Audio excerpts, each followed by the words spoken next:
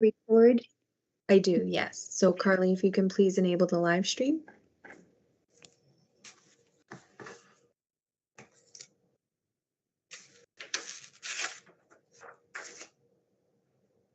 Okay, Madam Chair, please go ahead. All right, thank you, Brittany. So call to order at 1:01. So we will start with the land acknowledgement. And we acknowledge with respect the history, spirituality, and culture of the Anishinaabe, the people of the Three Fires known as Ojibwe, Dawa, and Potawatomi Nation, who have inhabited this land from time immemorial. And further, give thanks to the Chippewa, Saugeen, and the Chippewa of Native, now known as the Saugeen Ojibwe Nation, as the traditional keepers of this land. We also recognize the Métis and Inuit whose ancestors shared this land and these waters. May we all, as treaty people, live with respect on this land and live in peace and friendship with all diverse peoples. Okay. So actually, before we actually go to the agenda, can I just go off agenda just for a minute and acknowledge that last night at council, council unanimously approved the GB Goes Green, and wanting to thank Brittany for doing an excellent presentation. So that's just really good news to see some action. So thank you, Brittany. And thank you to all council members as well for approving that. So back to the agenda, approval of the agenda and additions to the agenda. First, can I see a motion to approve the agenda, and then we can talk about additions. Danuta, thank you. Are there any additions? Seeing none, do we need to vote on that, Brittany? So can I see a show of hands for the approval of the agenda? Thank you.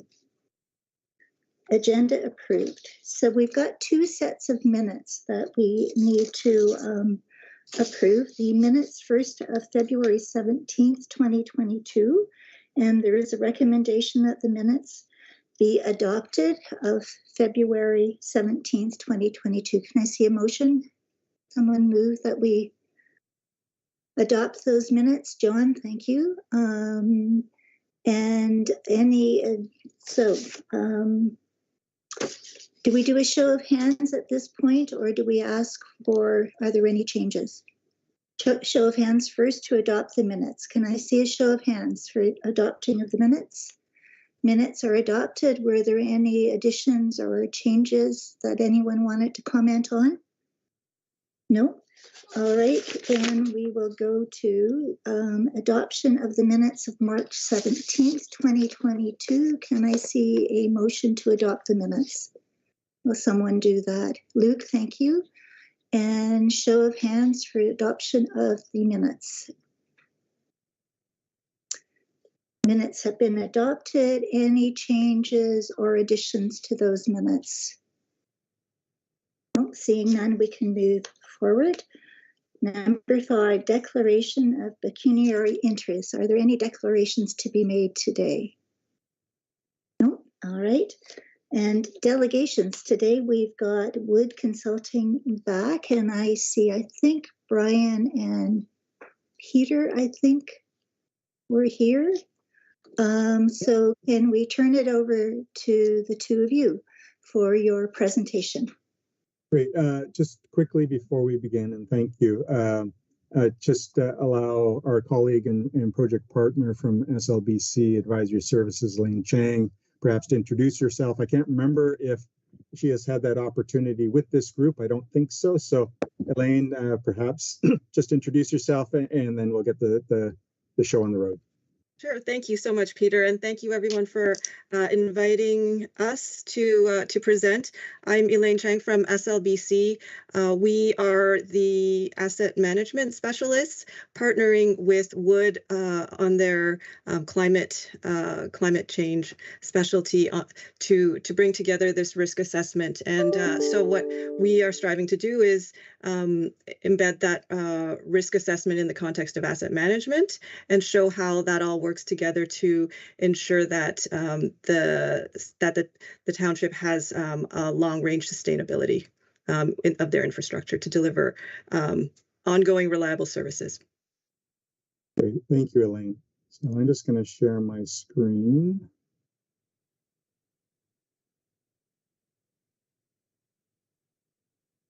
Hopefully everyone can see that. Just see what happens here if I go into presentation mode. Come on. That's still stable for everyone? Yep. Wonderful. So as Elaine mentioned, thank you so much for giving us the opportunity today to talk about the other side of the project that we're doing with the township. Last presentation we made, excuse me, to this committee was more so focused on the GHG emissions side, which Brian Montgomery very adeptly took care of. And today we're going to talk more so on the climate risk assessment and adaptation planning side and integration into the asset management planning procedures that the township has. So I just want to take just a brief overview, take a moment for safety. I mentioned before, Wood is a very safety conscious company and like to portray that when we have larger meetings like this. I want to talk a little bit about why we do risk assessment and how we undertake a risk assessment, and I'll take care of that, and then I'll pass it over to Elaine, who will talk more about integration of the climate risk assessment outcomes and putting that together with the asset management planning. So I had an interesting experience a couple of weeks ago. We were on a call with our company, Canadian president, who sits in Vancouver, and he started coughing during the meeting, and you know, he said that's kind of unusual, and I smell smoke. I mean, where's it coming from? So he looked outside his window, and this is what he saw: the building, essentially next door to where he was hosting the meeting from, had caught fire. And I saw the CBC News had an online article about the fire the day after, saying that the Hotel Winters had caught fire. There were people missing. There was a lot of damage. So during the meeting, I mean, there were about 150 people on this call, and the meeting was quickly terminated, and our president left his building because a number of people on the call are were health and safety experts, and made note that any number of building materials that might be on fire release toxic fumes that seemed to be coming into the building where our president was. So it was a safe decision to terminate the meeting, and for people, you know, nearby to that fire to evacuate the premises and move to safer locations. It just coincidentally happened that the wind that day was basically blowing the smoke almost directly towards our president's building. So it's always good to be cognizant of your surroundings, and you know, don't take circumstances for granted. And if you feel that you're unsafe, take action and move yourself to a safer location. So with that, I just want to start into, you know, what is a climate change risk and vulnerability assessment. And really what we're trying to identify is where climate and infrastructure intersect, and where changes that we're expecting in our climate moving forward, influenced by climate change, is going to either bring new risks you know, to the table, or exacerbate existing risks that we already know about. And understanding these risks is really fundamental to informing decision making on where we need to take risk abatement actions and make investments in adaptation. And what we understand, or what we're trying to do in understanding our climate risk, is we'll have, for example, a flood circumstance. And we know severe flooding doesn't happen all that often right now, but when it does, it has very serious consequences. And we have an expectation with climate change that these events are going to become much more frequent. I attended a presentation from Environment and Climate Change Canada recently that suggested that the 100-year storm, the 1% storm will probably, at least in portions of Ontario, become our 50-year storm. So we're expecting, a very significant increase in the probability of occurrence of such an event. So with adaptation, we're hoping that, we can't influence how often these major events are going to happen, but hopefully we can understand what we need to do to prepare for them. Thus, we can weather the storm much better than we otherwise would. So kind of representing this a little bit differently, we have two kind of asset options, a non-resilient, what are referred to as non-resilient option B, and a more resilient option A. And in integrating resilience into an asset does at times take some upfront investment. So we see under option B or option A, we have a major shock happening, perhaps that flood. And under option B, we recognize some major loss of performance over a relatively long period, and it takes us some effort to get us back to business as usual. And in some circumstances, it may be such that we can't recover the asset to its full level of service, and there's some permanent deterioration that'll require remediation over time. But under option A, a more resilient option, we still expect some manner of loss, but perhaps not as deep and not as long as under a non-resilient circumstance, and it doesn't take us as much effort, whether that be people effort or financial effort, to bring us back to the pre-event level of service. And if we think about investing in co-benefits, we might actually be able to make the system both more resilient and offer a higher level of service.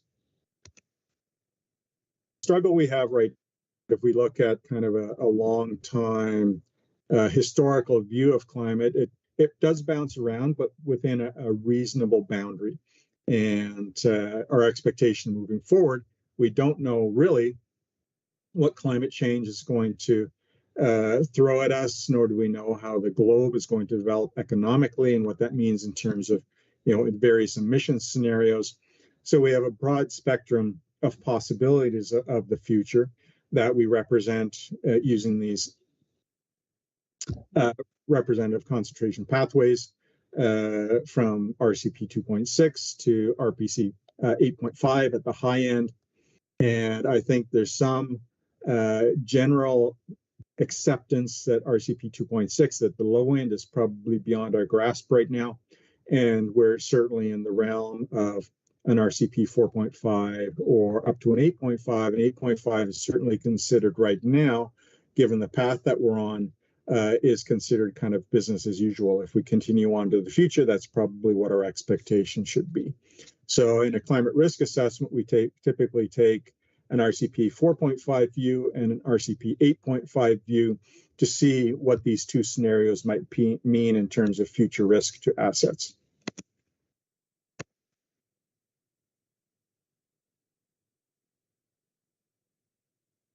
Sorry, there we go. And this is compounded, understanding what the future might bring is certainly compounded by, global efforts at emissions reductions.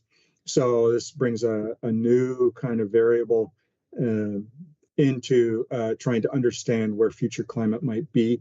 And I think right now, if the globe really moves forward very aggressively with the pledges and targets that have already been made, we might be able to keep ourselves into that, +2 to maybe 2.5 degree range. So that aligns well with an RCP 8.5, but I think in terms of the upper bookend, still looking at RCP 8.5 is a good thing to do to understand kind of at the upper limit what your risks might be. And in Canada, we've already warmed, since mid-century, in kind of the 1950s range to warm by about 1.7 degrees. But in Canada's north, which isn't really an issue for the township, but certainly the increases in northern Canada are much more significant, and the rate of change is greater.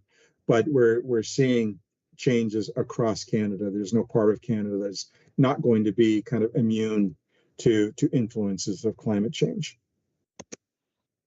And fundamentally, what we're doing in the approach that we've taken, which is the PIVC protocol that was developed by Engineers Canada, I'll speak to that in more detail in a moment. But what we're really trying to do is bring together climate and infrastructure and understand where these two things interact. Sometimes, infrastructure has various engineered components that are based on particular climate thresholds, and we're looking to see where those thresholds might be exceeded. Or climate change, creates these significant events that they might not be part of the design process for a particular asset, but can certainly influence. And we talk about flooding or extreme wind. So we're trying to understand those hazards, and in understanding those hazards and what climate change is bringing us, identify risks. And once we understand what the risks are, we can understand what we might be able to mitigate those risks. So the PIVC protocol, which is the basis of our climate risk assessment for this project, was developed by Engineers Canada and is a 5-step process. We're not expecting to do step 4, which is really an engineering analysis of items where the risk profile isn't well understood. But certainly in step 1, we're looking to bound our risk assessment. So identify what's in, what's out, what RCPs, what climate data we might use. And then in step 2, obtain that infrastructure and climate data. And we're connected now with Hillary in your GIS department, and we're getting some of that data. And then the risk assessment itself is bringing those two elements together and understanding, as I mentioned before, where risk is manifesting. And then once we understand what the risks are, we can understand and start to develop actions to mitigate those risks. And that takes a full spectrum from, maybe not needing to do anything because it's already captured with particular O&M procedures, or up to capital works that we might need to build something to build resilience into our system. So assets for consideration for the township come out of your asset management plan, and we'll get into more detail of these as we go through the project. But this is very typical of the kind of disaggregation of climate infrastructure we might be doing. The ones on the left from a different project, but relate to buildings. And a lot of these might be relevant to what we're building in terms of the profile of buildings for township that are included in the risk assessment. And basically what we're doing is a matrix approach. So we'll look at each of the interactions and decide where climate might be able to influence infrastructure, and then go through an evaluation of, should that particular climate event happen, what is the impact to the infrastructure. And similar, we've kind of alluded to this before, but we look at climate parameters, and we do, via the PIVC protocol, a scoring of the expectation of occurrence of a climate parameter in the future as likelihood, and pair that with the severity of impact of that particular event occurring. And the product of those two scores give us a risk score that we can then use for prioritization. And this is a risk matrix that we'll be using for this particular assessment. This is one used very extensively by the federal government, and also is advanced in a slightly modified form in the high-level screening guidance for the PIVC protocol, and ranges from, as you say, very low to very high.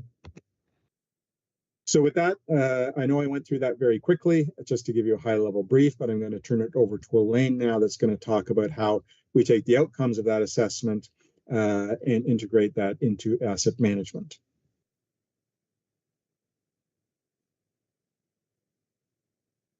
Thank you, Peter. So asset management is basically it's a discipline that we're hearing more and more about recently, but it basically brings together all of your considerations about infrastructure in your organization, and tries to find the most efficient, the optimal way to allocate your resources to ensure, first of all, that you're able to continually and sustainably deliver your committed levels of service. That's the number one thing to remember, because in the field of asset management, you don't own assets just to own assets. You own them for a purpose, and that's to deliver your services. So we always have to have a clear understanding of what is that service level commitment. And so what we're doing is ensuring that through the life cycle of our assets, we're managing them to the lowest life cycle cost, and ensuring that we're able to deliver those service levels in a consideration of risks to those services. And we know that we have limited resources, every municipality does. And so we need a way to prioritize any investments we make in our infrastructure in consideration, again, of those services that we're trying to deliver, and what are the most important risks that we need to manage. And this is where climate comes in. It is one of the most I guess intensifying risks that we're seeing lately, among others. Next slide.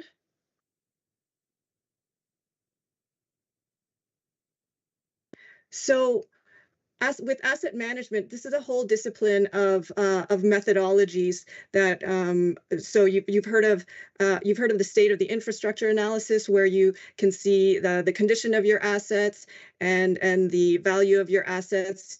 We often talk about ensuring that we have clear levels of service, and that we're optimizing maintenance, capital investments.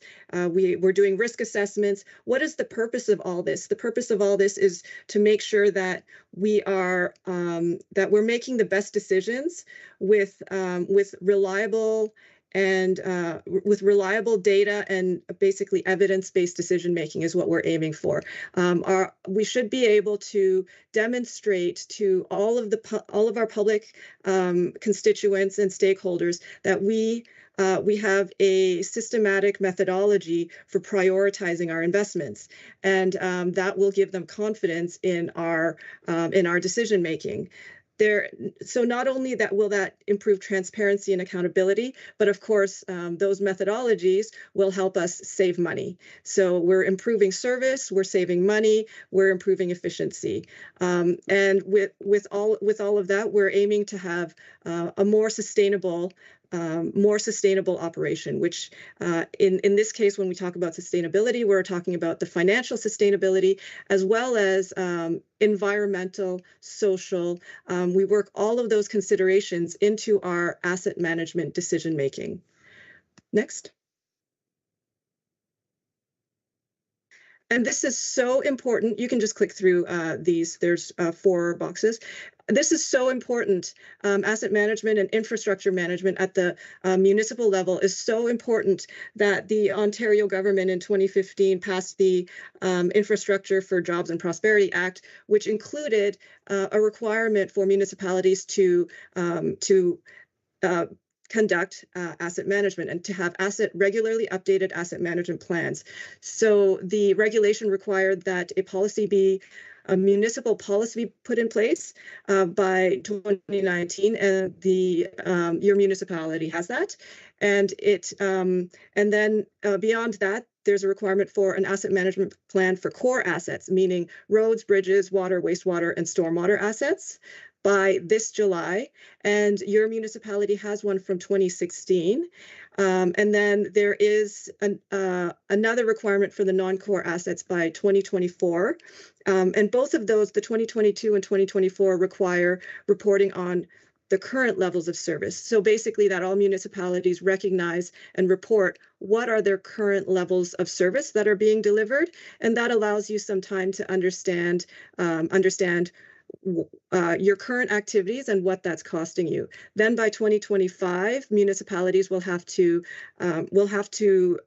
pass and approve a new asset management plan that commits the municipality to proposed levels of service for each of the next 10 years. And those proposed levels of service may be the same as the current, may be higher, meaning with the recognition that in the asset management plan, you'll also be reporting the expected costs associated with that, or the municipality may recognize that the current levels of service may be financially unsustainable and may choose to lower them.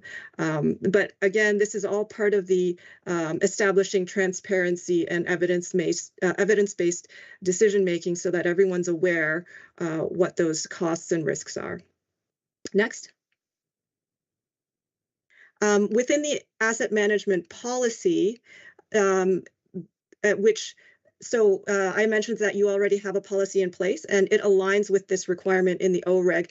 The OREG requires the asset management policy recognize climate change and declare the municipality's commitment to addressing climate change within the asset management program. So that means anticipating costs that may arise due to climate change and the adaptation activities that may be required. So, for example, we're talking about this PIVEC risk analysis exercise is going to recommend some adaptation actions, which mean enhancing some of your assets and making sure that they're more robust to extreme flooding, extreme winds, extreme heat, and so on. And so that will come with a cost. So those costs have to be recognized in your asset management plan so that you have, within that 10-year window, you have time to prepare for those costs. It will include, your policy will recognize mitigation approaches so that we're not aggravating the climate change problem, and ensure that we have disaster planning, because we know that climate change will have some negative impacts that we're not going to be able to prepare for everything. We'll have to be ready for some disasters, and that will also cost money. Next.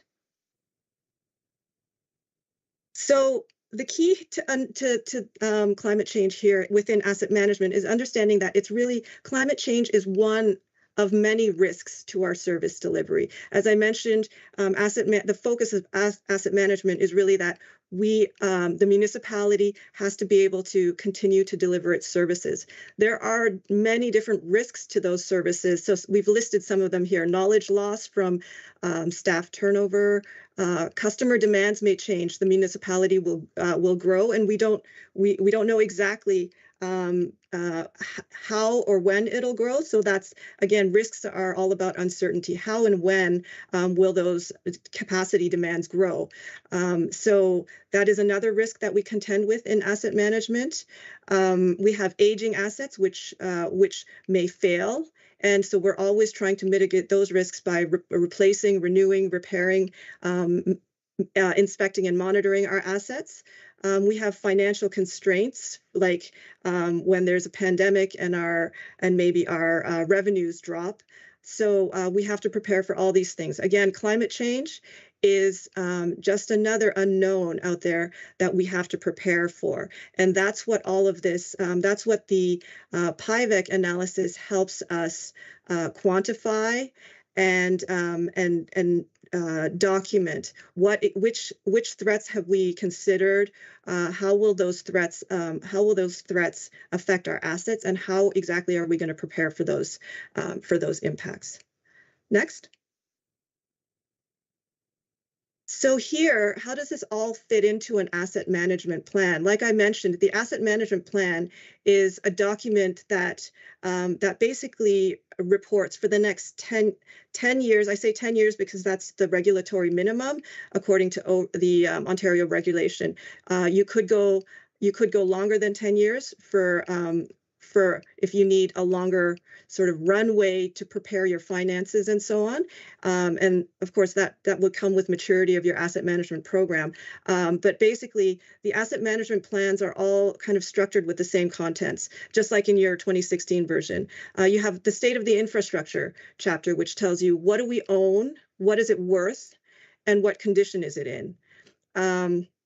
Then you have a levels of service section, which tells you what are the levels of service we need to provide. And that might be something like we want, at all times, we want 80% of our roads to be in fair condition or better, something like that. There might be capacity levels of service, which mean we want to have a certain we want to have a certain amount of fire flow in our water system, or we need to have a certain amount of flood resiliency in our stormwater system. So how do we have to also understand how do our assets support the levels of service so that it all kind of flows down? It's great to know what level of service that we're aiming to provide. And it may be something as high level as, it's high level, but it's probably the most important thing. What percent of customer satisfaction do we have? Right? So the key is to then flow that down into your assets. What does that mean for the capacity of a stormwater pond? What does that mean for the condition requirement of a particular bridge or particular roadway, or the capacity of our community centers? So from there, we start to look at, okay, what are the risks to our ability to meet those service level commitments? If we're already falling short on our service level commitment, then we know there's not much unknown there. So we know that the likelihood of failing is 100%. But usually you're sort of meeting your service level, but you know that some things are going to change in the future. There might be growth in the population. There might be windstorms. There might be ice storms, things like that. And so those are the things that then we need to document. Okay, these are the threats that are top of mind, and what are we going to do to bolster our infrastructure to make sure that we're ready for these changes? And those things, we generally categorize those mitigations or asset improvements into three categories. One is expansion, so capacity or scope. We might want to widen our roads, expand our stormwater pipes, or extend them into areas where they don't currently exist. So that's the expansion side. We might need to upgrade them so that we're adding functionality. So, for example, we might install energy efficient furnaces. We might install solar panels, things like that. So basically adding functionality that wasn't already there. And then the final, the third and biggest category of asset improvement is renewal. So just basically ensuring renewing the condition or the performance, physical condition or performance of the asset. And that's done through capital renewal, so basically replacement or rehab, or operations and maintenance activities.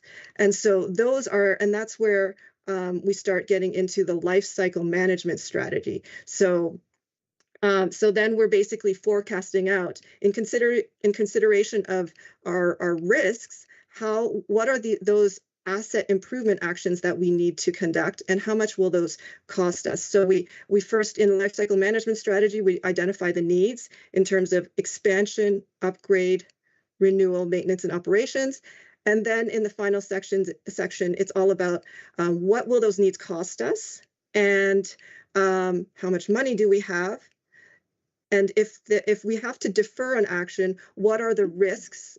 So the residual risk of what are the risks of not investing in these actions? And then even if we do invest in the actions, there's still some residual risk. So that's where.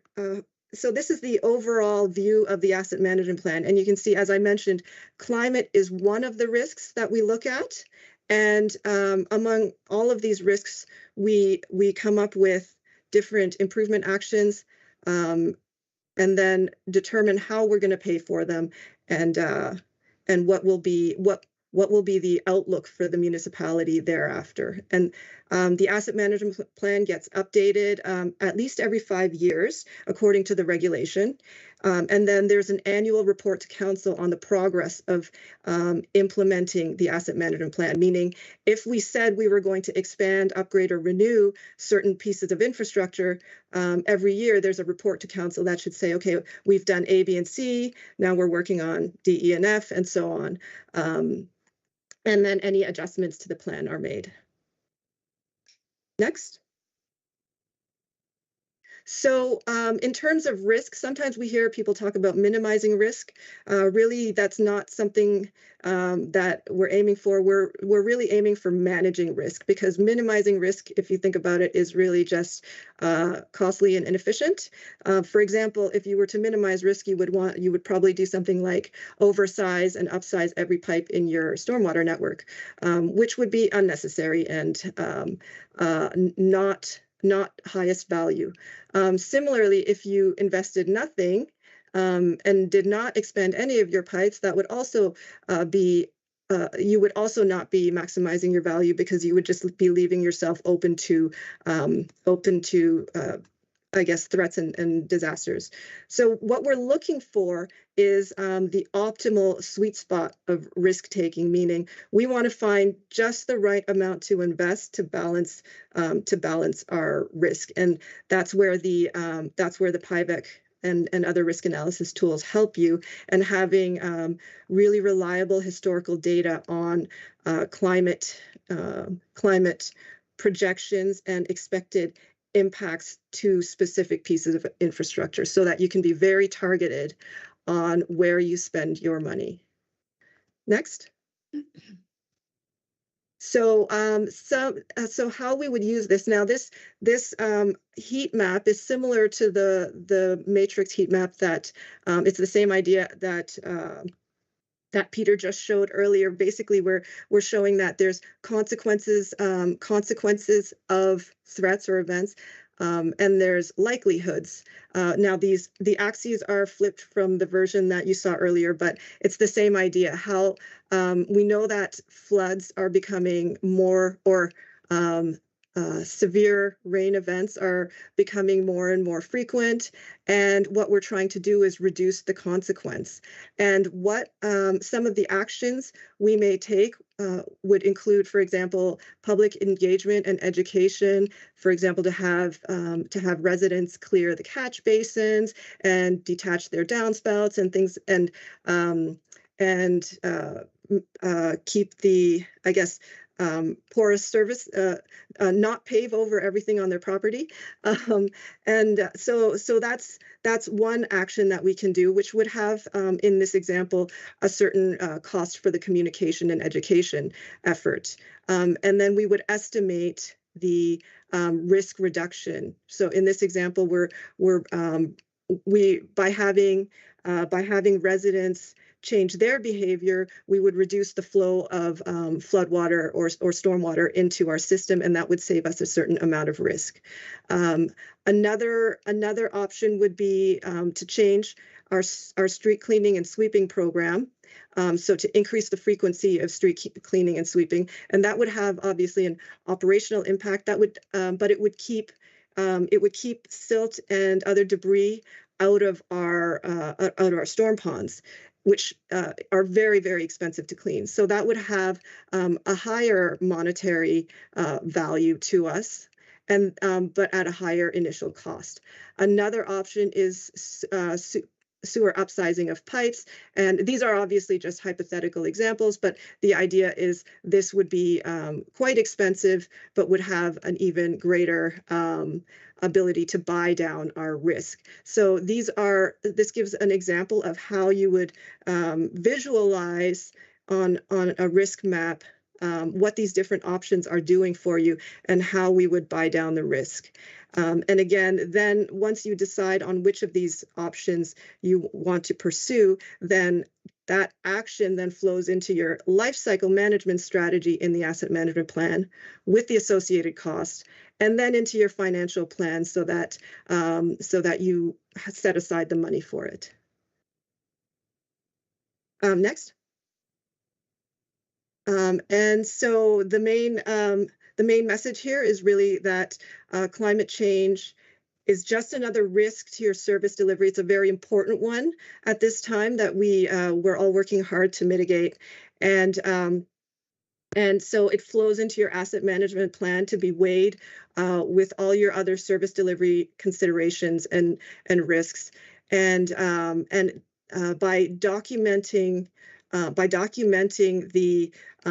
the likelihood, consequence, and so on of these different threats, you're really making sure that everybody in the organization and all of your stakeholders are aligned on that decision-making process. So everyone understands why certain infrastructure were invested in and others may have been deferred. And ideally, with everyone, with a wide variety of stakeholder input, you're getting the best response and considerations to these different climate risks.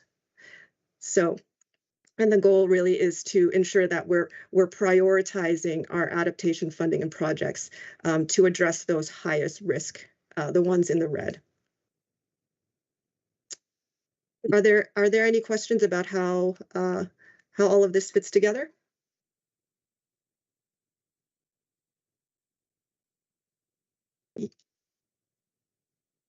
Through the chair. Yes. Question? Sorry, I'll let the chair.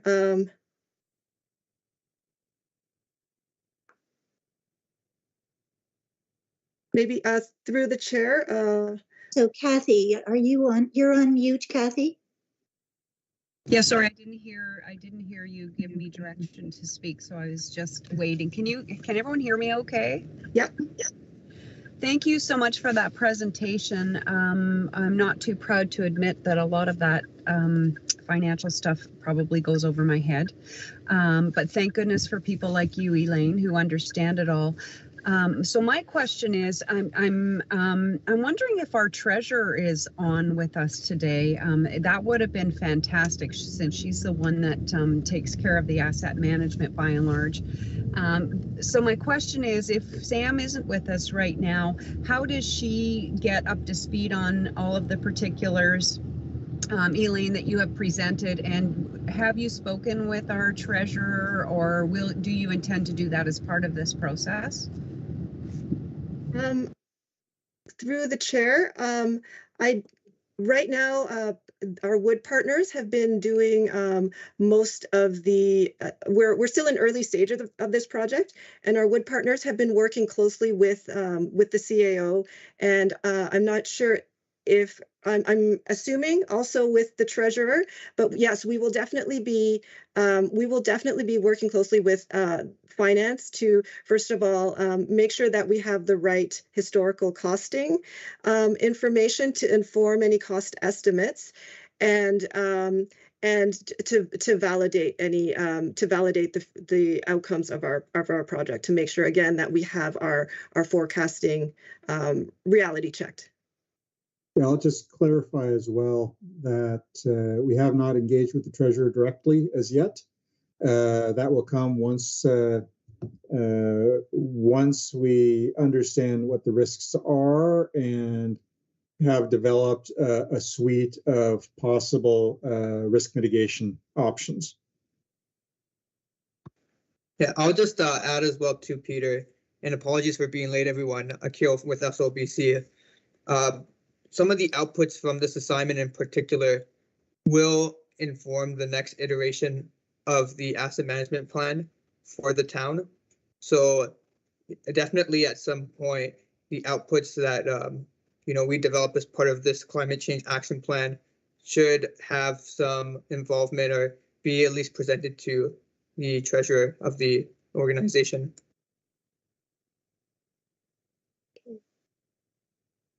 Cynthia, your hand was up, but it's down now. Do you have a comment? Thank you, Vice Chair Schneider. I think I was going to just reiterate what folks are saying. I think what you've got today is a glimpse of how big asset management planning is for the municipality. And I think just the assurance that that a climate lens is part of that overall planning process. But to Councillor Coburn's question, absolutely there will be involvement from our treasury area and presentations on asset management to council as well. Thank you, Cynthia. Any other comments, questions?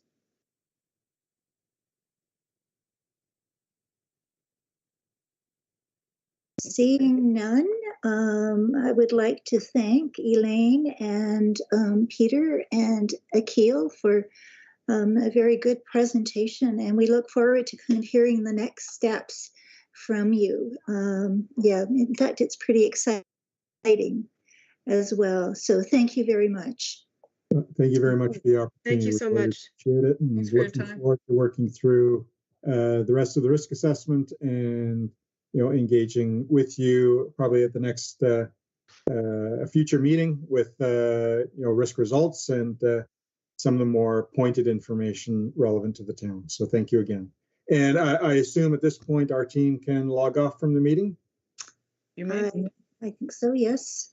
Great. Thank you so much. Everybody have a great day. Thank Bye. you. All right.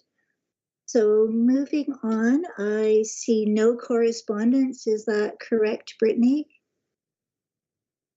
Okay, and no staff reports and no questions from the public. Is that correct as well? Thank you.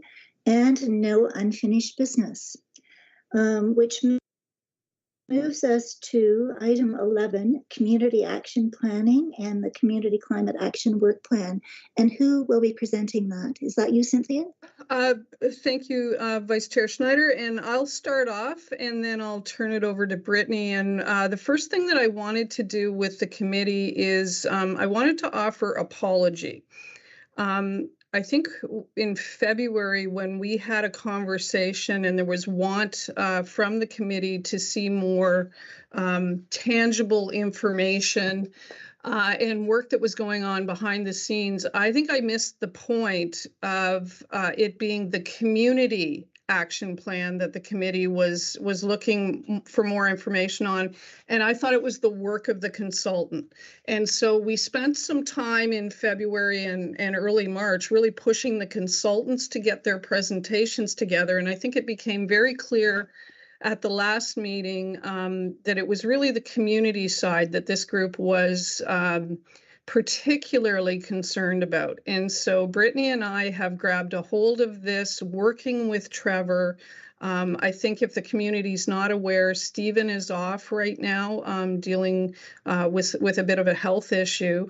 And so we have taken some of the information that Trevor has pulled together and put together a presentation for this group. We wanted you to have a tangible and not another month where we're saying we're working on it. You do have a draft in front of you. Brittany will walk you through it. The intention today is to just have a brief discussion, but dedicate our May meeting. We've put some ideas on paper and some potential action items, but also want to get this group engaged in specifics and invite comments and input from this group. So I just wanted to set the stage for today, and then I'll turn it over to Brittany. But we do intend to build upon what you see today and dedicate our May meeting to this topic. So thank you. So Brittany. Thank you, Madam Chair. So as included in your agenda today, I'm going to share my screen with a brief, very brief presentation. I promise not to take too much more of your time, but feel free to follow along with me with the materials that have been provided in your package today. So as our CEO mentioned, today's intention is simply just a high-level conversation regarding community action planning and how we see us moving forward. And I would encourage you to please have the draft community climate action planning document that's appended to your agendas as well. Please have that in front of you as we move through this presentation, as well as I will reference it quite a few times throughout this presentation. So our objectives in placing this document in front of you today is to appropriately define our action items, our timelines, and our metrics, and our objectives associated with each step of the chart that you see in front of you in that appendix. We've taken a particular approach in supporting the county's climate action plan, as well as heavily involving a promotion of education and incentives to get our community involved in this climate action planning process. And we'll review all of our ideas and proposed steps today. So in regards to a timeline, you'll note that in the chart, the community action planning draft document, the first page, there is a chart that's divided into 4 subsections. So this is essentially summarizes our high level plan when it comes to the community climate action planning process. So our first section here is our GHD inventory, which we're suggesting, not that we're suggesting, it's currently ongoing, but we're also suggesting that we start to define our action items so we can start moving forward with educational events, incentives, and I think that we've seen the start of that with our GB Goes Green initiative. A couple of our other targets include November, which is emission reduction targets. We hope to have our targets established, as well as developing the fulsome climate action plan that will include those 5 action items that we'll talk about here today. And then moving beyond our set timelines and well beyond January of next year, we're implementing our plan as well as monitoring our results and continuing our community engagement. So to get more in depth with the chart that you see in front of you, our first section here is dedicated to our GHD inventory and creating our baseline of emissions to establish our targets. So our objective here is to be completed that ideally by July of 2022. And as I say, that's already underway. That will help us achieve milestone 1 of the PCP framework, being creating a baseline emissions inventory. And again, our objective here is simple: to define a community-wide emissions inventory using township-specific data supplemented by that collected by Grey County. So when I say township-specific data, I think our GB Goes Green initiative will really help us in that regard, being we'll have those kind of behind-the-scenes metrics of how households are currently operating and ways in which we can help them lead a more sustainable lifestyle. So that's step 1, but a concurrent step 1 that I think we'll see run through to July of 2022. So following completion of our first step, being that inventory, we can then move to establishing our emission reduction targets. So I've included a lot of information within these materials that I've pulled from the Grey County Climate Action or Community Climate Action Plan, including the action items that I've included as the 5 pillars essentially, and working to support not only their action items, but their reduction targets as well. So while we can't necessarily set our targets here today or necessarily within the next meeting in May, we can be working towards setting targets that support the county.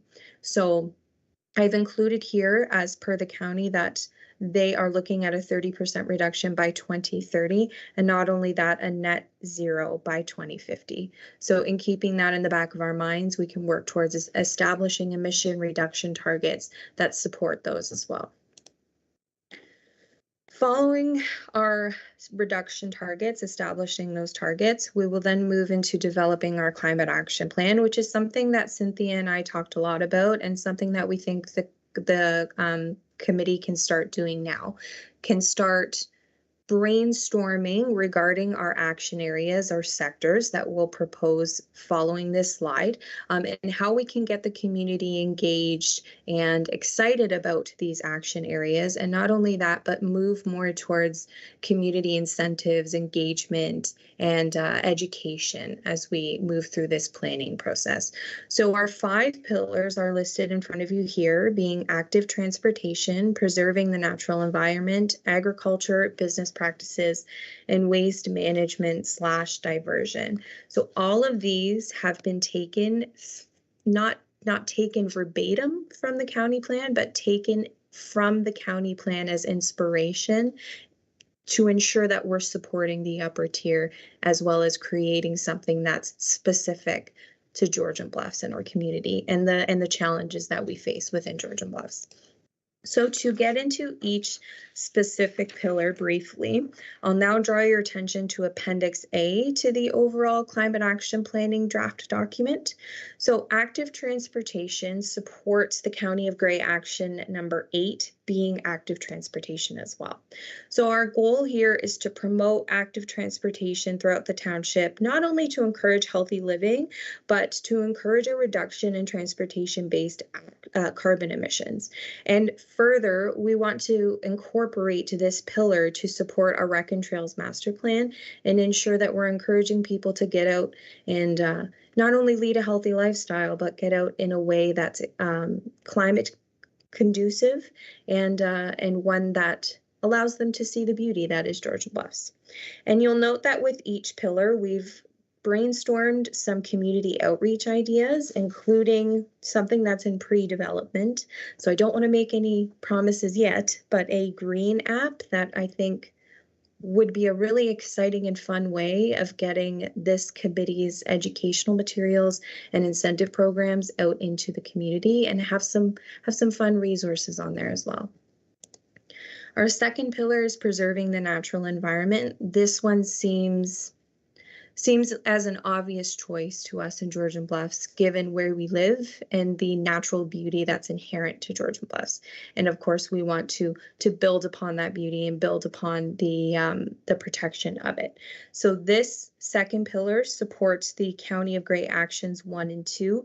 And our goal here is to promote preservation of natural spaces through highlighting the beauty of the township. And again, we get into different community outreach ideas, including that green app and expanding into our green talks. So we've talked about that before. What types of conversations can we be having in those green talks that can support our different pillars, including one regarding tree sequestration. That's not my favorite word. And again, our GB Goes Green initiative. Our third pillar is agriculture, or what we're proposing as our third pillar is agriculture. This pillar supports the County of Grey Actions 3 and 4 and promotes sustainable agricultural best practices throughout the township. But with a couple of these, we recognize that while we can do our part locally, some of these initiatives do require larger support from the provincial and federal governments as well. So there's some advocacy that the township can be doing to larger upper tiers to assist in wide-scale change as well. And one of the community outreach topics that I want to note for both agriculture and business practices is the idea of a green award or a sustainability award.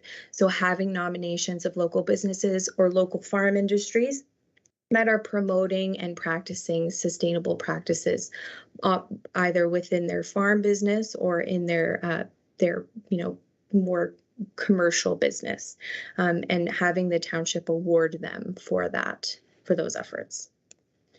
Our fourth pillar is business practices, and this supports the County of Grey action item number 20. And our goal here is to promote sustainable business practices throughout the township. And you'll note that I also have included advocacy on behalf of the township to those upper tiers and the province to create wide-scale change in addition to the changes that we can inspire locally. I've also included the Green Award here that will be tailored to commercial industries within the township and moving them and awarding them for practicing sustainable business practices throughout the township. And our fifth and final proposed pillar is waste management / diversion, which supports the County of Grey overall theme 2. And specifically action items 5 and 6. So our goal here is to reduce the township's waste through promoting sustainable habits, including recycling, composting, and reusing materials. And we're already taking large steps in this regard with our green bin program. That was our green cone program, I guess I should say. That was just ratified by council yesterday evening. So we're already making good strides in this regard. And obviously this is another one that's a larger factor other than just our local level. So there would be some advocacy related things to be done within this pillar as well. And with that brings us to our final item on our chart being implementation, education, and monitoring. And you'll have to forgive me. I know that this is kind of an all-encompassing slide, something that will move well beyond even my term. So this will help us achieve milestone 4, implementing a local climate action plan, and milestone 5, monitoring and reporting the results. So in brief, and I know that that was quite brief, those are Cynthia and I's initial thoughts regarding the community action planning process, and we welcome the committee's feedback. Thank you, Brittany. And I'm going to kind of just speak first and say that it's really nice actually to see something concrete that we can actually talk about. So I really appreciate the work that the two of you have put into that. I see Cynthia's hand up, and I see Deputy Mayor Sue Carleton's hand up. So Cynthia, do you want to start? And then we can move to Deputy Mayor Sue. Sure, and through the chair, thank you very much. And so while we've put 5 particular sectors or areas of focus, we felt it was really important to take things that are very specific to our township, sector areas that can be of focus. It doesn't mean we can't look at other areas as well. And I'll give you an example. While we've focused on active transportation, because really from a livability or people visiting our township, it really is our outdoor environment that is so inviting. It doesn't mean that we can't broaden it to the transportation sector in general. And so I'll give you an example. I have had conversation with Owen Sound about the potential for expansion of transit service, for instance, and that would be and I don't know where that will go, but that is something we can pursue. So I just give it as an example that while we've focused a pillar or a sector on active transportation, it doesn't mean that there can't also be discussions about transportation more broadly. There may be other areas, as Brittany said, that that come to us that we'd want to look at in general. But I do think this gives us a starting point to put together some real tangible actions that we can get out and engage our community and utilize the expertise on this committee as well. So I just wanted to couch that, and yeah, I think this gives us a starting point for our discussion in May. Thanks. Deputy Mayor Sue. Thank you, Anne. I'll actually say that Councillor Coburn, Chair Coburn, had her hand up first, so maybe she'd like to go ahead. So she's saying you go ahead, and Kathy will be next. Okay, thank you. Just a couple of comments. I think it's a great starting point. It's fantastic to finally see that there. The one thing, and this was brought up at the county as well, is instead of that 20-year time frame from 2030 to 2050, have some shorter targets in there, maybe 5-year targets. Yep. That mean that at 2040, we can look at it and go, oh, we're not on track. We need to amp things up, or we're really well on track here, but not so well here. So I think that would be important, and that's one of the things that the county has done. I also wonder if it would be of value to the committee to have Linda Swanston from the county come and present the county's plan and discuss it, and maybe see how we can work further with her, because she's been a wonderful asset up at the county. And my other comment on the active transportation would be, how do we add that? We've got a recently new Rec and Property master plan. How do we incorporate all of that? How do we combine the two plans together to make sure we're working in unison all the way through, I guess is what I'd like to say.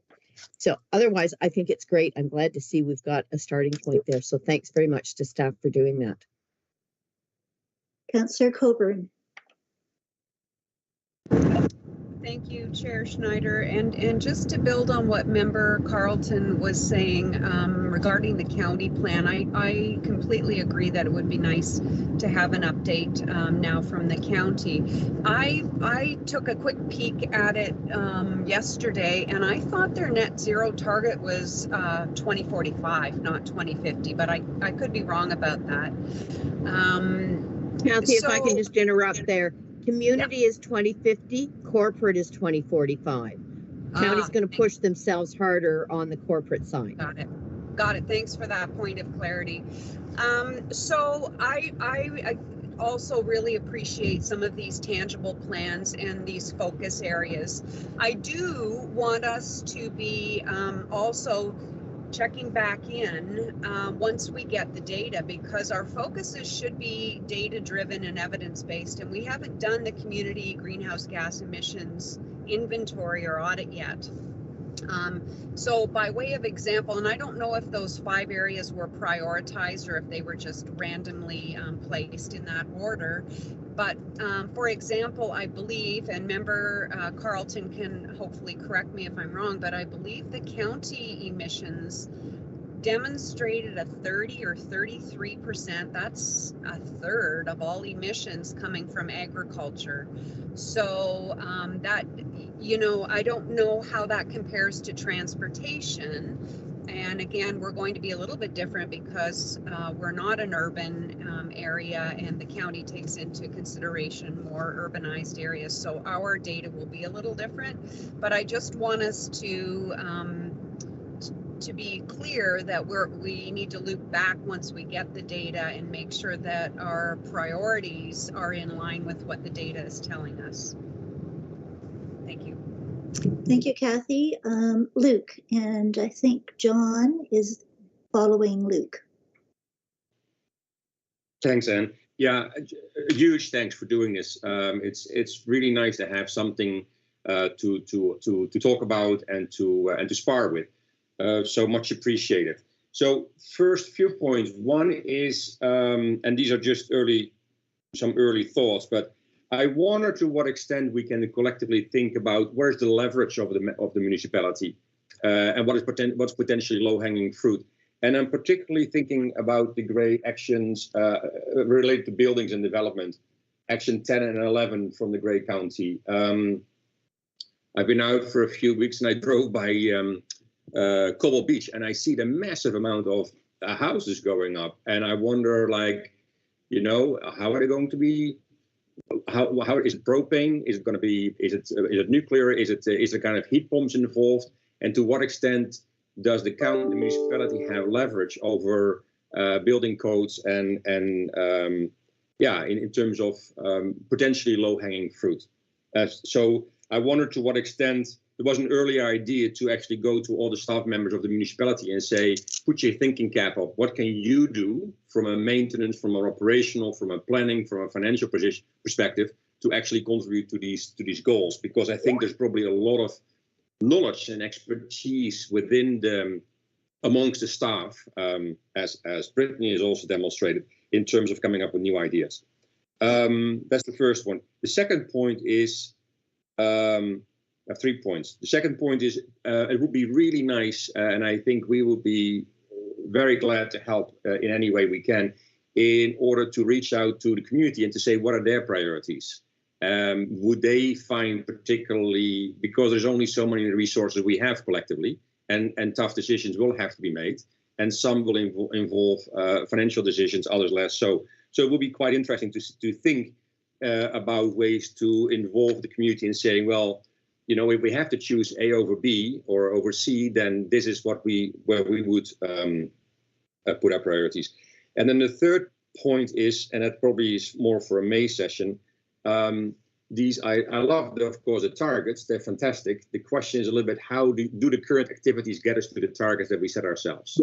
And I wondered, I was just thinking that, you know, it's still early days, and even with the move GB, initiatives, you know, uptake is still very low. So I wonder to what extent we can think about almost like a 2 or 3 tier strategy, where the first strategy is really about kind of energizing and low-hanging fruit, and maybe not be over ambitious in terms of getting making huge changes, but really kind of get the wheels into motions and focus on these easy wins, and put our energy in those broader programs.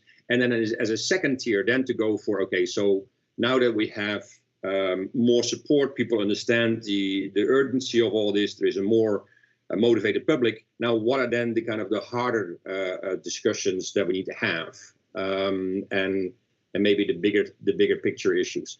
So I was just thinking about, and then the third phase would be, how do you then maintain that and maintain that momentum that we hopefully have generated. So just some ideas to be discussed for the next meeting. But again, huge thanks for doing this. Thank you, Luke. John. Unmute. Yeah, like everyone, thanks for finally showing us something we can comment on. I just have a couple of questions of clarification and process. Brittany referred to the Climate Action Plan and Appendix A in that, but is this part of the agenda package that we were linked to by Carly, or is there a separate document that actually is this draft community action plan?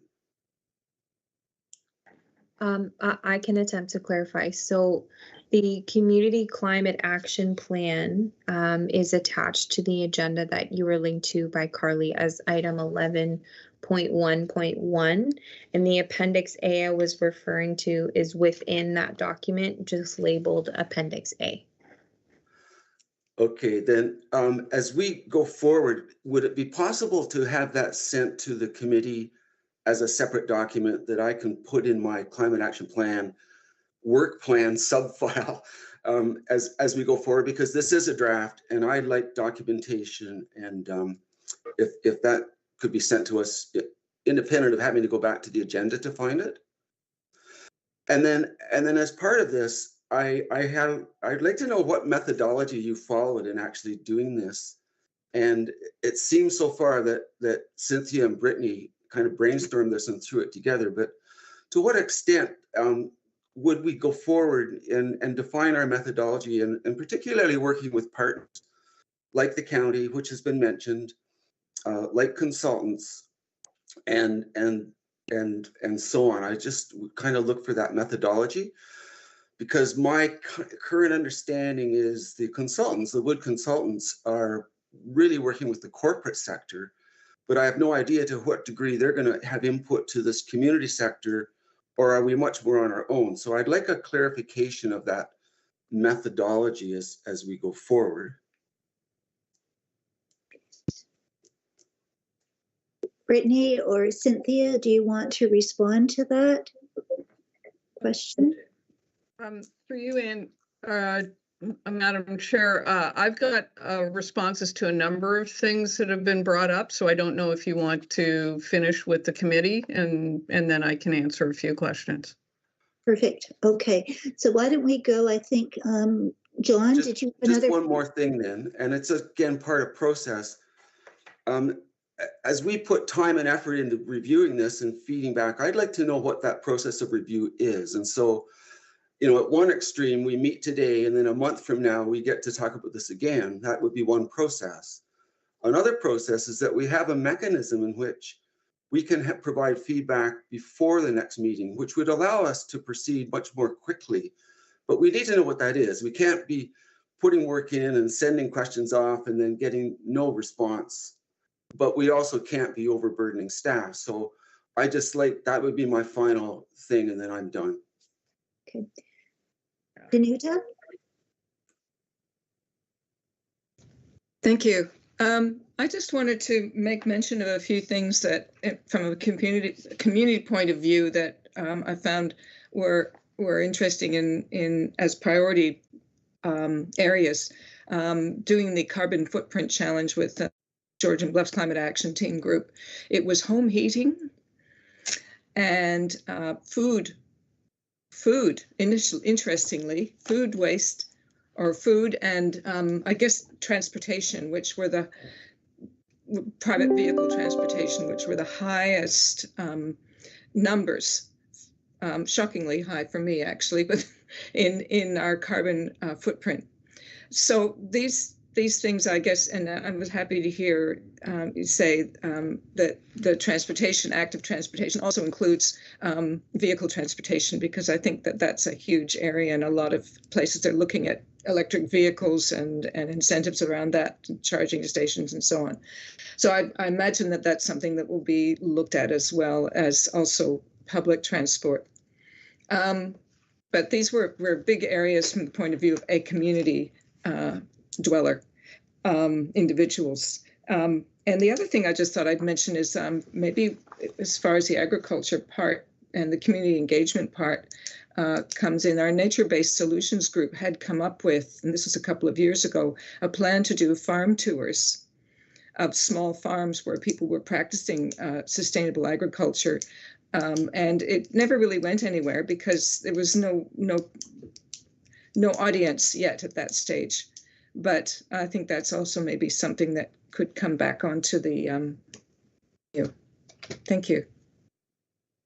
Thank you, Danuta. And actually, that's a really good point, because the nature-based solutions folks actually were talking about dusting off that idea. So it could be something that we could work with this committee with them in terms of what would be the right time to promote that. Kathy, I see your hand up. Thank you, Chair Schneider. So everyone can hear me okay again? Yeah. So I appreciate how important awareness and education is within our community and with our key stakeholders, but I don't also want us to lose sight about the importance of policy. So when we talk about nature-based solutions, we can have some actionable items within our planning department and our zoning bylaws. I'll ask Member Carlton to correct me if I'm wrong, but I do believe the county was one of their goals is to increase wetlands. And as much as we can encourage folks to take some action, and I think that's important, I think we also need some policy around those things to make sure they do happen.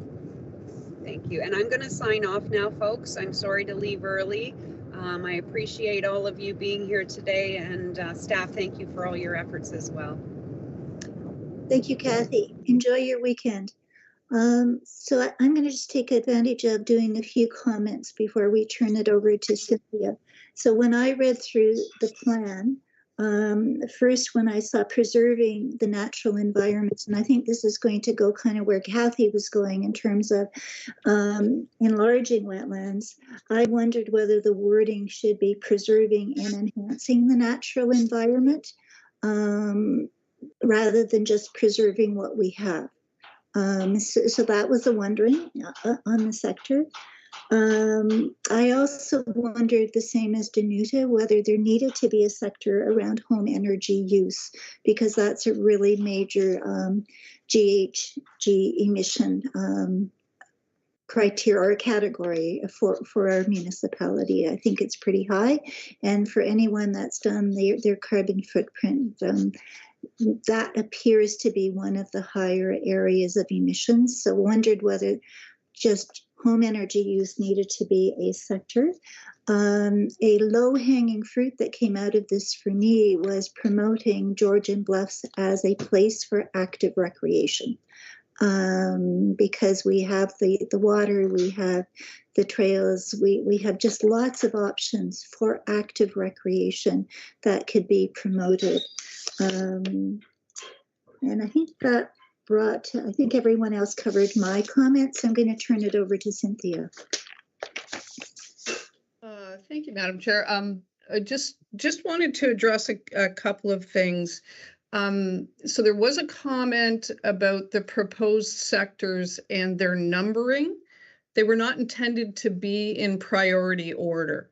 They were just numbered 1 to 5. So I think there was a comment that agriculture in our community may be a higher priority than, say, transportation. They weren't intended to be in any priority order.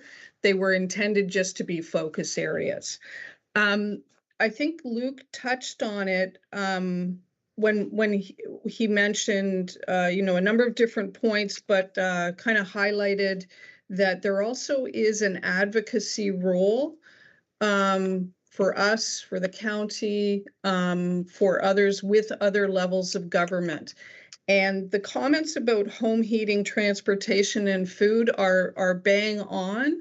I would suggest, though, there are some steps we could do at a lower tier level, but those are areas where I could see multi-levels of government getting involved. So the home heating sector, for instance, we can do a lot of education and awareness building and why this might be more preferred than others. In terms, and you see it in the waste sector, it's really taken the other levels of government putting policies in place and taking responsibility and putting it back on the producers to really affect enormous change in that industry. And I think you'll see that in the home heating industry as well. So that would be one of the reasons why we hadn't picked it as one of the 5 for the lower tier. But to everybody's point, it doesn't mean that we can't put some focus on it. I think we just have to be realistic about what we can achieve at within our township. Let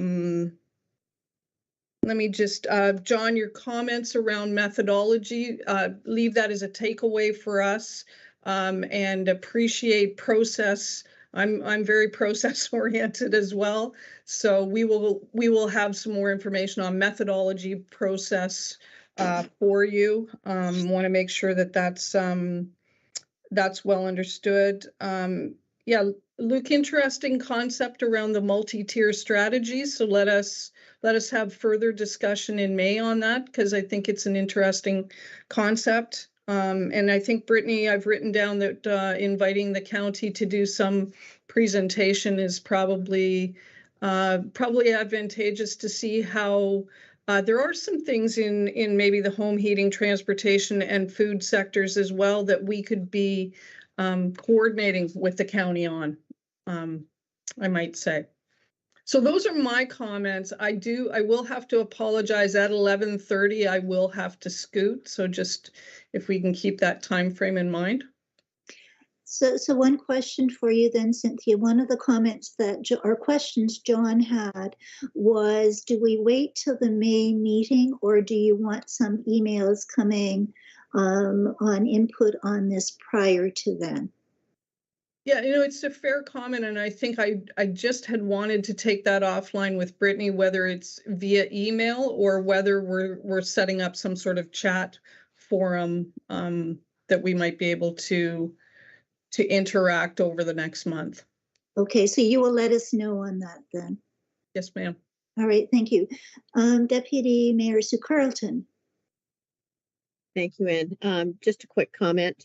I'm wondering when those green cones come in, should the first one get put in at the township office for staff to use? Because I know staff are taking lunch and such.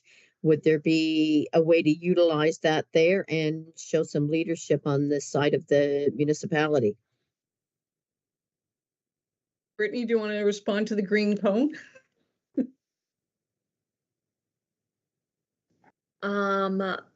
I'm so sorry. I have to admit that I was reading an email and I missed the question. Can we put a green cone at the township office? Yeah, green cone at the township office. I should have just responded yes. So I had a wondering about, now that the GB Goes Green has been approved and there's going to be tree planting, whether a green cone and some tree planting, etc., could be part of a bit of a mini forest in that huge piece of grass in front of the municipal building, for future discussion. Yeah, okay. Bob, and I think John, your hand is up as well. So can we go to Bob and then John? Okay, yeah, thank you. Yeah, this is really nice to hear something and get something on paper. So I'm really glad to see some moves going forward. This is great. I'm just thinking, in terms of decarbonizing everything and trying to electrify our economy, maybe some of the messaging that we could do in our plan is try to encourage industry or jobs that are green jobs here in the township. We may not be able to get companies that are manufacturing heat pumps in Canada based in Georgian Bluffs, but there's all kinds of opportunities for jobs. I just see that all this stuff is available offshore, and I just don't understand why we have to keep going offshore to get stuff to make us work better with the climate. I just don't understand that. So rather than buying heat pumps from Japan, why don't we have them here made with Canadian workers? I'm sure that we have the brains here in Canada and Ontario to develop some of this stuff. And I just think that maybe all levels of government should be pushing towards this and maybe providing grants for business to locate here or something. But I just think that we can be doing better here, rather than just shipping our money offshore to buy offshore products. Anyways. Thank you, Bob. John? Thank you, Madam Chair. Just a very quick comment about Linda coming to present. I think it's a great idea. She made a presentation to Owen Sound Council back in January of this year. And one of her very important slides was she outlined 9 areas against the county's many strategies that were particularly important, in her opinion, for partnering with the lower tier municipalities. And so that might be a really good starting point for us. I can share that list with you if you would like, because Linda might be able to update that as they move forward and finalize their plan. But I think it's a really good starting point. And our 5 strategies, it's not inclusive of this list. And so it's something we might look to in terms of our process of going forward and the methodologies we use. I'll be glad to share that. It's a locked file right now, but I'll send it to Brittany if you like after the meeting. Okay, thank you. All right, Luke. Yeah, just a question for the meeting for me. This is a great start. The question, of course, is who's going to do it and what's the time frame and the work plan. So is that something we will discuss in May, or is that something we can support you with? I mean, this is obviously staff responsibility, but if there is anything that we can do in terms of even to pull together kind of the bare bones of an engagement plan, for example, then I'm happy to help out.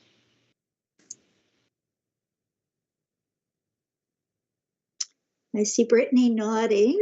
Yeah. No, it's very much appreciated, folks. And one of my hesitates absolutely will take you up on that sort of thing. One of the wrinkles that was thrown at us is that Stephen had to take some time off. And so there's been a bit of a transfer of files from him to me. So still working my way through that a little bit.